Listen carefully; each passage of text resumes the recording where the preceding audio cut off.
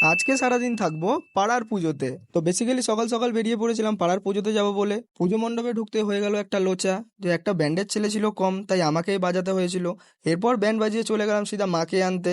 মাকে নিয়ে চলে আসলাম পুজোর মণ্ডপে, আর মাকে মণ্ডপে বসিয়ে নিয়ে একটু চলে গেছিলাম রান্নার ওখানে। এখানে গিয়ে দেখি কমল কাকা রান্না করছে, আর কাকিও এখানে খুন্তি নাড়ছে। আর এক সাইডে তো রান্না হচ্ছিল, আর এক সাইডে আমি সমস্ত দাদাদের নিয়ে বসে পড়েছিলাম পার্সেল করতে। পার্সেল করা শেষ করে চলে গেছিলাম বাড়িতে রেডি হব বলে। মিনিট 15-র মধ্যে আমিও রেডি হয়ে বেরিয়ে পড়লাম মণ্ডপে আসবো বলে। আর মণ্ডপে ঢুকতে এদিকে দেখি মায়ের পুজো তো শুরুই হয়ে গেছিল। এরপর আসলো অঞ্জলির পালা, আর সমস্ত দাদারা দিদিরা মন দিয়ে অঞ্জলি দিচ্ছিল।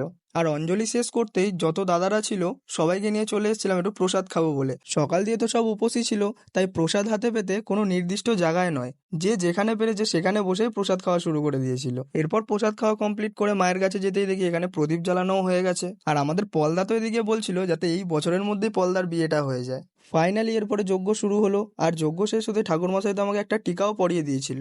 তো এরকমই আনন্দের মধ্যে কখন সময়টা কেটে গেছিল জানি না। এরপর মাকে বরণ সেরে তুলে নিয়েছিলাম ভ্যানে, আর রওনা দিয়েছিলাম ঘাটের পথে যাব বলে। এসে ঘাটে পৌঁছালাম প্রায় ভোর 3টের সময়। আর এইদিকে দাদারা সমস্ত রিচুয়ালসগুলো মেনে ফাইনালি মাকে নিয়ে গেল ঘাটের পথে, আর মাকে বিসর্জন করা হলো। মা তুমি আবার এসো, বারবার এসো। বাই দ্য ওয়ে আজকের ভিডিওটা এইটুকখানি, আর ভিডিওটা ভালো লাগলে চ্যানেলটাকে সাবস্ক্রাইব করে দিও। বাই।